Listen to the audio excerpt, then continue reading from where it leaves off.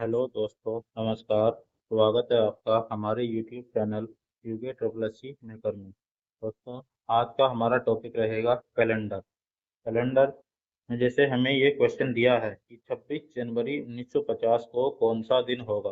तो सबसे पहले हमें इसके लिए जरूरत पड़ेगी कि यह किस शताब्दी का है और इसमें लीप ईयर कितने हैं, लीप ईयर होता क्या है, लीप ईयर कैसे निकालते हैं, इन सबको आपको समझना होगा। और इसके अलावा कि अगर ये लीप ईयर है तो महीने का कोड क्या होगा, और अगर साधारण ईयर है तो इसके महीने का कोड क्या होगा। यही सारी चीजें मेरे द्वारा यहाँ टेबल में आपको समझाई गई हैं।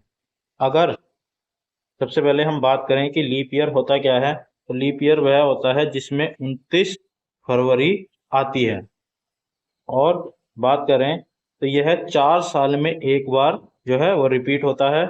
अगर हमें मान लो जैसे यहाँ 1950 दिया है, अगर हम इसका निकालें कि 1950 में क्या हमारा लीप ईयर है या नहीं, तो सबसे पहले हम यहाँ केवल 1950 में से 50 को लिखेंगे। 4 साल में एक बार हमारा लीप ईयर रिपीट होता है, इसलिए हम 4 से भाग देंगे।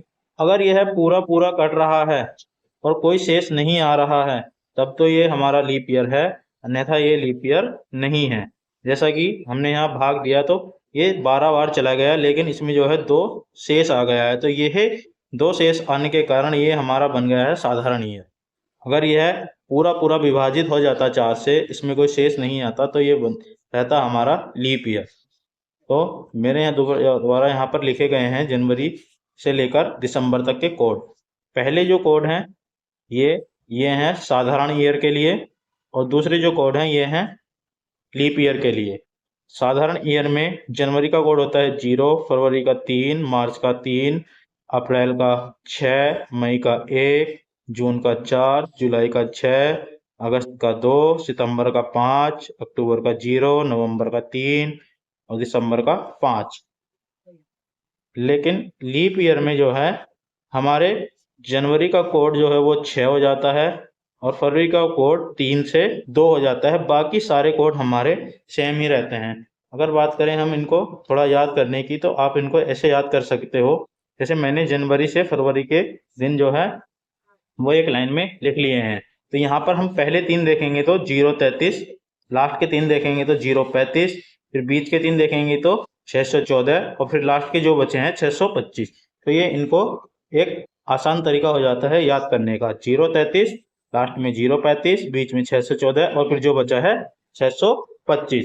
उसके बाद करते हैं हम दिनों के कोड की। संडे का 0 होता है, मंडे का 1 होता है, ट्यूसडे का 2 होता है, वेडनेसडे का 3 होता है, थर्सडे का 4 होता है, फ्राइडे का 5 होता है, सैटरडे का 6 होता है। अब बात करते हैं 1900, जैसे हमारा शताब्दी कोड दिया है तो इसकी भी हमें आगे जरूरत पड़ेगी। तो मैंने यहाँ पे सारे सेंचुरी कोड लिख दिए हैं, 16, 17, 18, 19। हर एक शताब्दी बढ़ने पर जो है देखिए नीचे 1600 का 6 है, 1700 का 4 है, 1800 का 2 है, 1900 का 0 है। तो हर एक शताब्दी बढ़ने पे जो है 2-2 कोड कम हो जा रहे हैं। ऐसे ही 1600, 2000, 2400 हर 4 साल में जो है ये रिपीट हो रहे हैं, तो इनका कोड जो है वो सेम है। और फिर इसके आगे के जो 3-3 मैंने लिखे हैं इन सबका कोड सेम है। अब बात करते हैं हम अपने क्वेश्चन की। जो हमारा क्वेश्चन है वह 26 जनवरी 1950 को कौन सा दिन था। तो इसके लिए हमें एक फॉर्मूले की आवश्यकता होगी, वो मैंने यहाँ लिखा है कि date, month code, century code, leap year और फिर ईयर। सबसे पहले हमने आप डेट की जगह डेट लिख ली।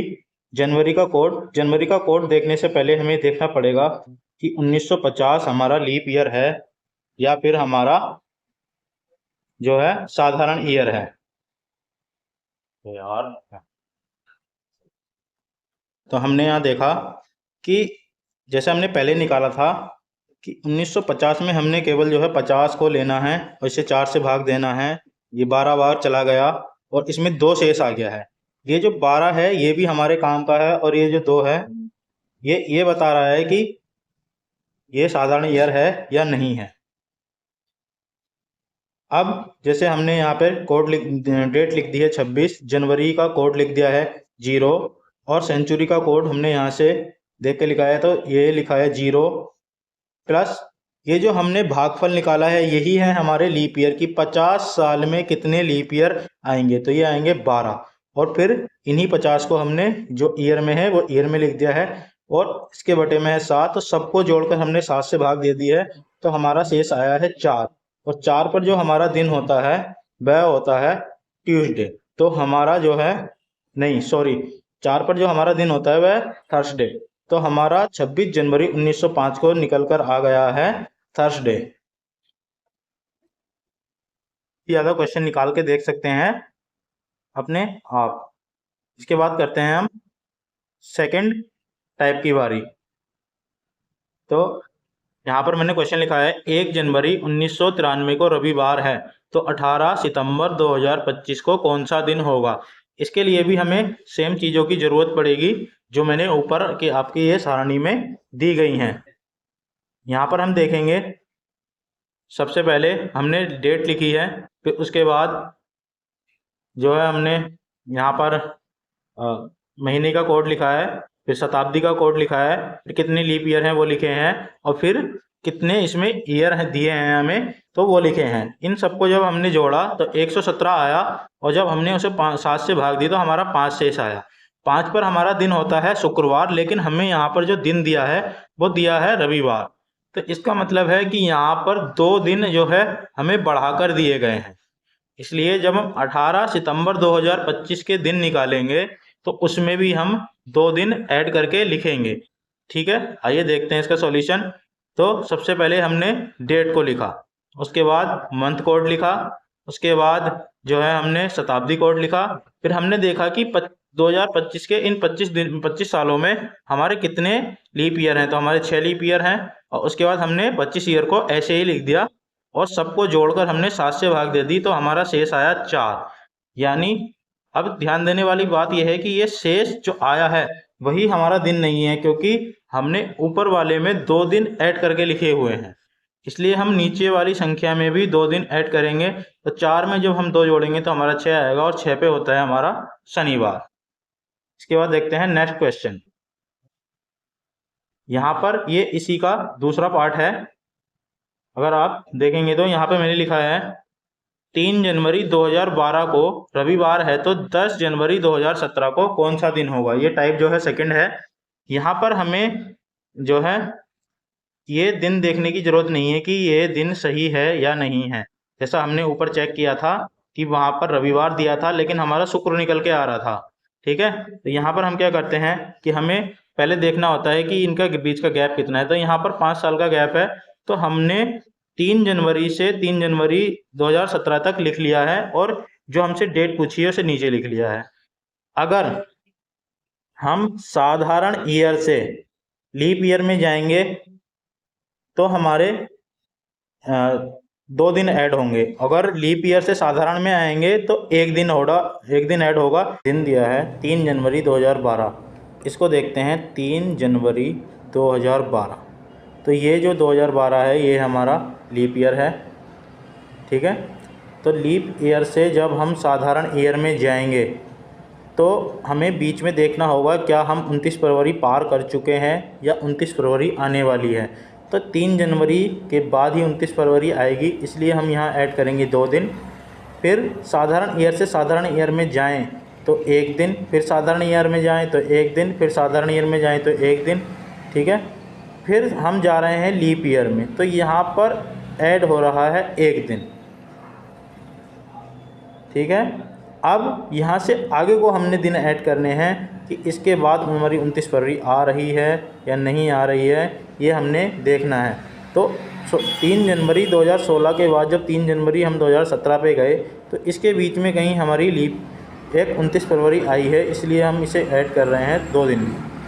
इसके बाद 3 जनवरी से हमने दिन निकालने हैं 10 जनवरी 2017 तक, यही हमसे क्वेश्चन में पूछा गया है। तो यहाँ पर हम यहाँ से 3 जनवरी से 10 जनवरी के दिन जोड़ लेंगे, तो ये बैठेंगे हमारे 7 दिन। एक हफ्ते में 7 दिन होते हैं, इसलिए इसे 7 से भाग देंगे और हमारा शेष आएगा 0। अगर हमारा शेष 0 आ रहा है तो पिछले वाले दिन में जहाँ हमने ख़त्म किया था वहाँ कोई दिन ऐड नहीं करेंगे, यही हमारा आंसर होगा। अगर मान लो यहाँ पर संख्या आती 8, जो हमारे शेष दिनों की संख्या है 8, तब हम इसे 7 से भाग देते तो हमारा शेष आता 1। तो वही एक दिन लास्ट वाले दिन में जोड़ देते, जो हो जाता हमारा सोमवार, वही हमारा आंसर होता। लेकिन अभी जो हमारा आया है वह 0 शेष आया है, तो इसलिए हमारा जो आंसर होगा वह रविवार ही होगा। इसके बाद देखते हैं नेक्स्ट, कैलेंडर रिपीट ट्रिक। तो इसको समझने के लिए पहले हमें समझना होगा कि हमारा कौन सा कैलेंडर जो है कब रिपीट होता है। यहाँ पर मैंने एग्जाम्पल लिखे हैं 1993, 1994, 95, 1996। तो हमें जो इसके आगे वाली शताब्दी है इससे कोई मतलब नहीं है, हमने देखना है लास्ट वाले 2 अंकों को। तो हम यहाँ पर देखेंगे 93, सबसे पहले इसे देखेंगे। तो यहाँ पर लीप ईयर जो है 4 साल में एक बार रिपीट होता है, इसलिए हम इसे 4 से भाग देंगे। अगर हमारा शेष आ रहा है 1, तो हम 1993 में दिन जो जोड़ेंगे वो 6 वर्ष जोड़ेंगे, तो ये बन जाएगा हमारा 1999, जो कि हमारा आंसर होगा। ठीक है, इसके बाद देखते हैं 1994 को। 1994 को हम भाग देंगे तो शेष आएगा हमारा 2 शेष आएगा, तो हम ऐड करेंगे 11। 1994 में जब हम 11 ऐड करेंगे तो ये बन जाएगा 2005। तो 1994 का कैलेंडर कब रिपीट होगा? 2005 में। बात करें 1995 की, तो इसमें भी हमने सेम प्रोसेस करनी है। 95 को जो है भाग देना है और देखना है कि कितना शेष आ रहा है। 1995 को जब हम भाग देंगे 4 से, तो शेष आएगा हमारा 3। यहाँ पे 2 लिखा गया है, लेकिन शेष जो आएगा वो हमारा 3 आएगा। तो 3 जब शेष आएगा तो भी हम 11 ही ऐड करेंगे, और हमारा जो रिपीट 1995 का कैलेंडर होगा ये होगा 2006 में। इसके बाद बात करते हैं 1996 की। अब देखने वाली बात ये है कि 1996 को अगर हम 4 से भाग देंगे तो ये भाग जो है पूरा चला जाएगा। इसका मतलब ये लीप ईयर है। लीप ईयर है तो इसमें हम ऐड करेंगे 28। ठीक है, 28 ऐड करेंगे तो ये जो भी आंसर आएगा वह लीप ईयर होगा। लेकिन यहाँ पर याद रखने वाली बात यह है कि लीप ईयर का कैलेंडर हमेशा लीप ईयर में ही रिपीट होगा, जो कि मैंने यहाँ नोट पे लिखा है। अब इसको एग्जाम्पल से समझते हैं। जैसे मेरे द्वारा यहाँ लिखे गए हैं 3 एग्जाम्पल। बात करें हम 1772 की। अगर हम 72 को 4 से भाग देंगे तो शेष 0 आएगा, इसका मतलब ये लीप ईयर है। लेकिन अगर हम इसमें 28 ऐड कर रहे हैं तो 1800 होगा, जो कि एक शताब्दी ईयर है। 1800 वो जो है वो एक लीप ईयर नहीं है।